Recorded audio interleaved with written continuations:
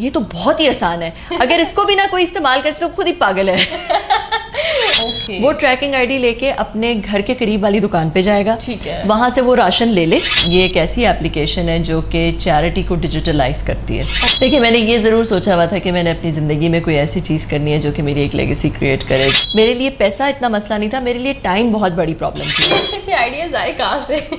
इस तरह वो पूरी फैमिली गुर्बत से भी बाहर निकल आएगी। अस्सलाम वालेकुम नाज़रीन, मैं हूँ आपकी मेज़बान कमल अमानत और आप देख रहे हैं इंडिपेंडेंट पाकिस्तान। नाज़रीन, आज मेरे फ्रेम में मौजूद है कमल चीमा साहिबा, और अगर इनकी अचीवमेंट्स की बात की जाए तो जी मैं कहती हूँ लाइनें ही लगी हुई हैं। लेकिन अगर इनकी रीसेंट अचीवमेंट की बात की जाए तो इन्होंने पाकिस्तानियों के लिए नहीं बल्कि पूरी दुनिया के लिए एक ऐसी एप्लीकेशन लॉन्च की जिसने पॉवर्टी के चांसेस को कम करना स्टार्ट कर दिया है। जी बिल्कुल, मैं बात कर रही हूँ माई इम्पैक्ट मीटर एप्लीकेशन की, जो इन्होंने लॉन्च करवाई और इसमें इसके क्या बेनिफिट्स हैं, इसको किस तरीके से यूज़ किया जाता है, कैसे ये पॉवर्टी को माइनस कर सकती है, ये जानेंगे। और जानेंगे कि टेक्नोलॉजी जो आजकल हर जगह पे छाई हुई है उस पर फोकियत लाना, उस पर बर्तरी हासिल करना कितना मुश्किल काम है, क्योंकि इन्होंने स्टार्टिंग से टेक को पढ़ा है, टेक को जाना है और टेक में ही जो है वो काम नाम कमाया है, काम किया है। तो जानते हैं इनसे, मेरे साथ रहिएगा। अस्सलाम वालेकुम मैम। वालेकुम अस्सलाम मैम, कैसी हैं आप? बिल्कुल ठीक ठाक, आप कैसी हैं? मैं ठीक हूँ।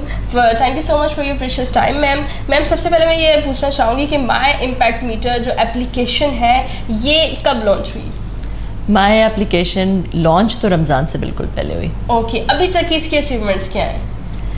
अचीवमेंट्स तो क्या कहना चाहिए, मगर ये एक ऐसी एप्लीकेशन है जो कि चैरिटी को डिजिटलाइज करती है। ओके, विच मीन्स कि आपकी जो चैरिटी है, सोशल फिलंथ्रोपिक इम्पैक्ट है, उसके अंदर शफाफियत लेकर आती है, इक्वालिटी लेकर, इक्विटेबिलिटी लेकर आती है, उसके अंदर विजिबिलिटी लेकर आती है, एंड टू एंड ट्रैकिंग लेकर आती है।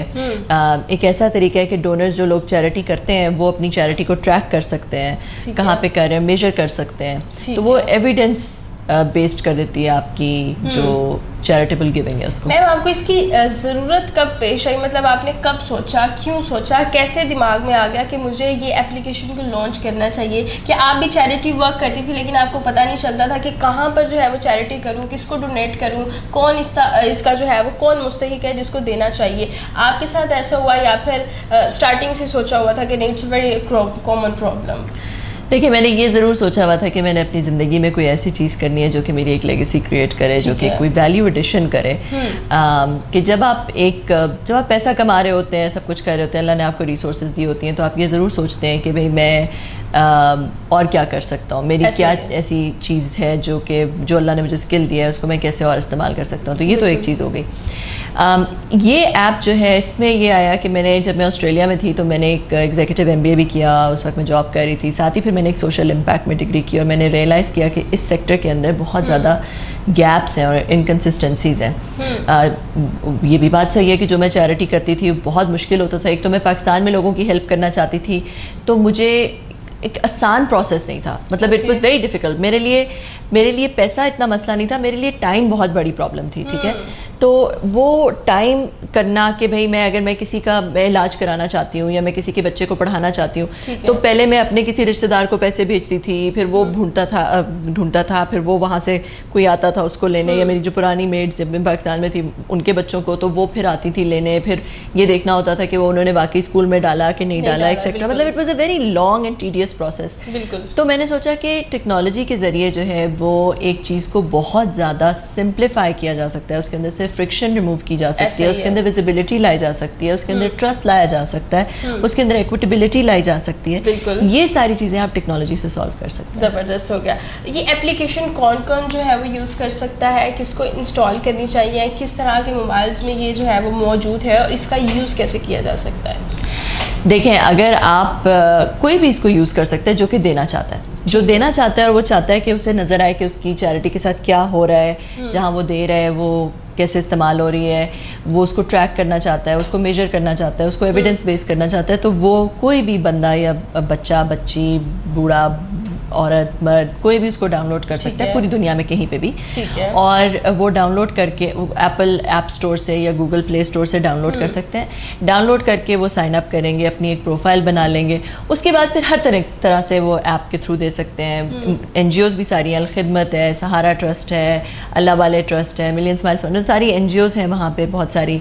फिर काइंड ऑफ जैसे मॉल में आप जाते हैं, बहुत सारी आपको दुकानें मिलती हैं, like a mall of NGOs, ठीक है।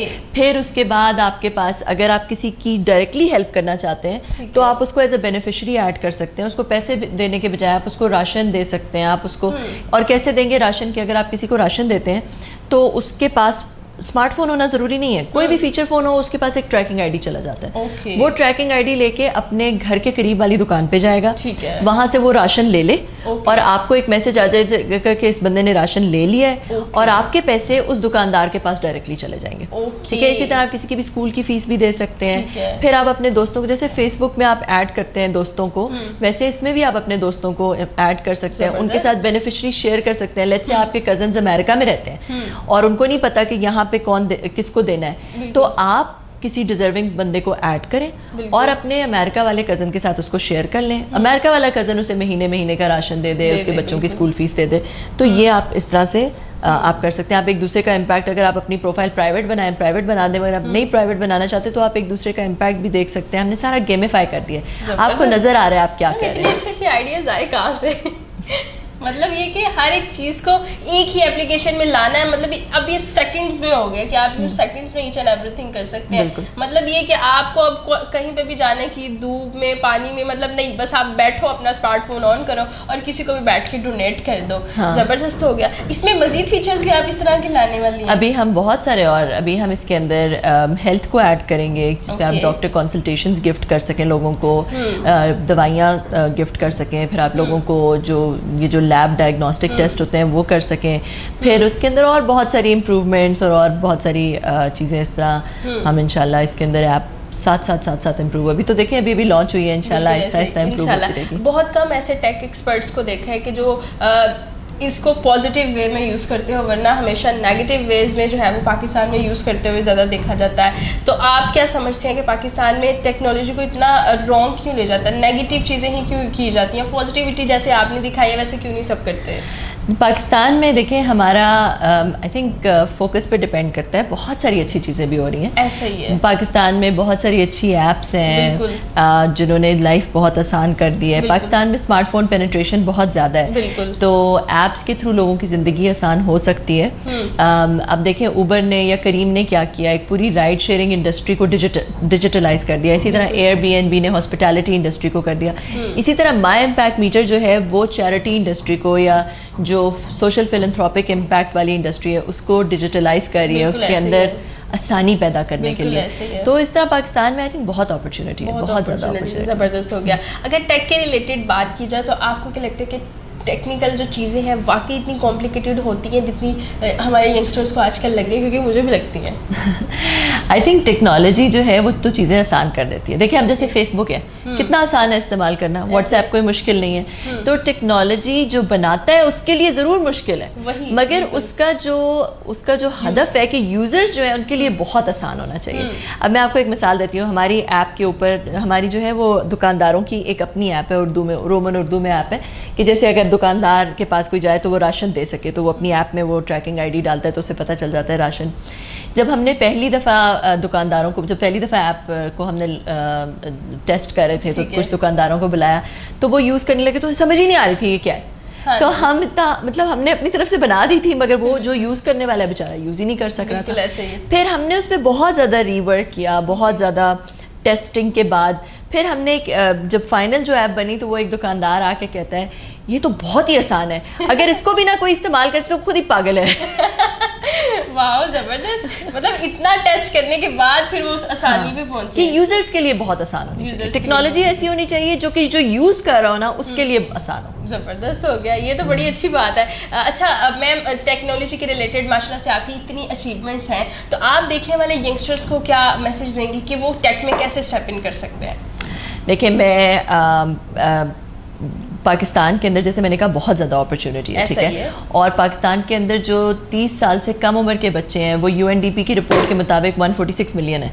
ऐसे ठीक है। ही है। तो इतनी बड़ी पॉपुलेशन है, उसमें से सिर्फ 6% यूनिवर्सिटियों में जाते हैं। ऐसे ही है। तो जो 10वीं पास है, 12वीं पास है, अगर वो यूनिवर्सिटी नहीं अफोर्ड कर सकते तो वो एक टेक्नोलॉजी की ट्रेनिंग 5 से 6 महीने की, बल्कि हमने अपने माई इम्पैक्ट मीटर में एक लॉन्च भी किया है इम्पैक्ट टेक के इनिशिएटिव से, जिसमें हम पाकिस्तानियों को, जिनको अल्लाह ने दिया, उनको कहते हैं कि आप ऐसे बच्चे जो अनएम्प्लॉयड हैं या अंडर प्रिविलेज्ड हैं, उनकी टेक ट्रेनिंग सपोर्ट करें, ताकि उनको स्पॉन्सर करें कि वो इदारों में, इनेबलर्स में, कॉर्वेट में, एटम कैम्प में, ये सारे इदारे हमारी ऐप में मौजूद हैं कि इनमें किसी भी इदारे में बच्चे को स्पॉन्सर करें ताकि वो ट्रेनिंग हासिल करे, ताकि उस ट्रेनिंग के बाद 5 से 6 महीने की ट्रेनिंग के बाद वो $200 से $300 $100 महीना कमाने के काबिल हो जाए। इस तरह वो पूरी फैमिली गुर्बत से भी बाहर निकल आएगी और पाकिस्तान की जो IT एक्सपोर्ट इनकम है वो भी बढ़ेगी, तो पाकिस्तान की इकोनॉमी को भी बहुत ज़्यादा फ़ायदा होगा और लोग गुर्बत से भी बाहर निकलेंगे।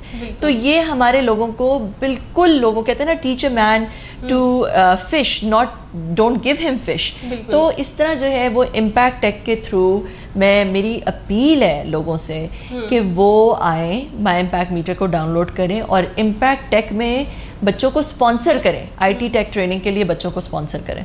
बहुत शुक्रिया मैम आपके कीमती वक्त का।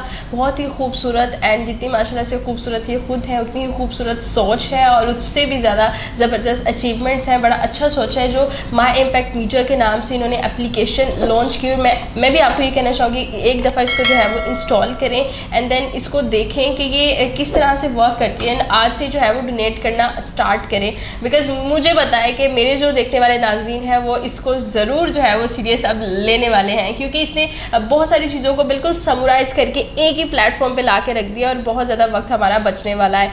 और इस तरह की मज़ीद वीडियोज़ आपकी खिदमत में लाते रहेंगे। वीडियो कैसी लगी कमेंट सेक्शन में ज़रूर बताइएगा। इसी के साथ अपनी मेज़बान को दीजिए इजाज़त, अल्लाह ने के बाद। इंडिपेंडेंट पाकिस्तान की वीडियोस देखने के लिए हमारे चैनल को सब्सक्राइब करें, बेल आइकन को भी लाजमी दबाएं ताकि हमारी आने वाली वीडियोस से आप बाखबर रह सकें।